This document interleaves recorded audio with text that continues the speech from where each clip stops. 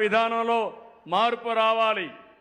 మీరు ఒక్కసారి గుర్తుపెట్టుకోవాలి, మన పక్కనే నంద్యాల పక్కన పులివెందల 2019 గుర్తుపెట్టుకోవాలి. నేనే ముఖ్యమంత్రిని. నేను ముఖ్యమంత్రిగా ఉంటే బాబాయిని గొడ్డలతో లేపేసి గుండెపోటుగా చిత్రీకరించి రెండో రోజున ఆ కత్తి నా చేతిలో పెట్టి నారాసుర రక్త చరిత్రని రాజకీయ డ్రామా ఆడి ఓట్లు సంపాదించుకున్నారు. అవునా కాదా? ఇది న్యాయమా అని మిమ్మల్ని అడుగుతున్నా.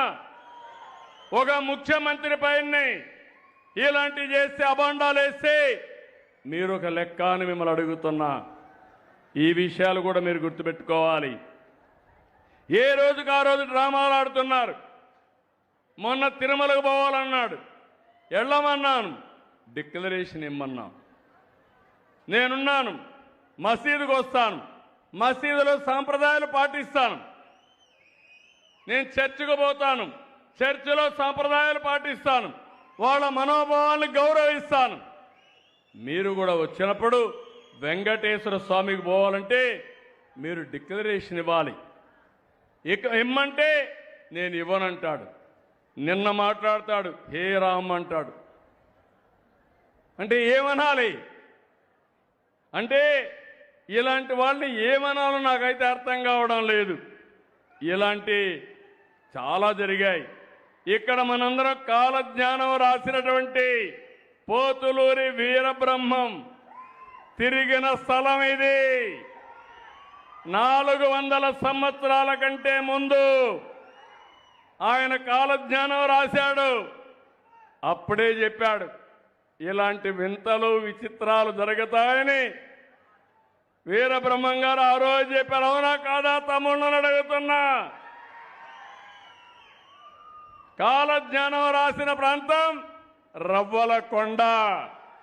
ఆ కొండ ఈ బనగానపల్లి నియోజకవర్గంలోనే ఉంది. 1924లో ఆ కొండను కూడా దువ్వేయాలంటే అడ్డుపడి ఆ కొండని కాపాడు. అవునా కాదా అని అడుగుతున్నా.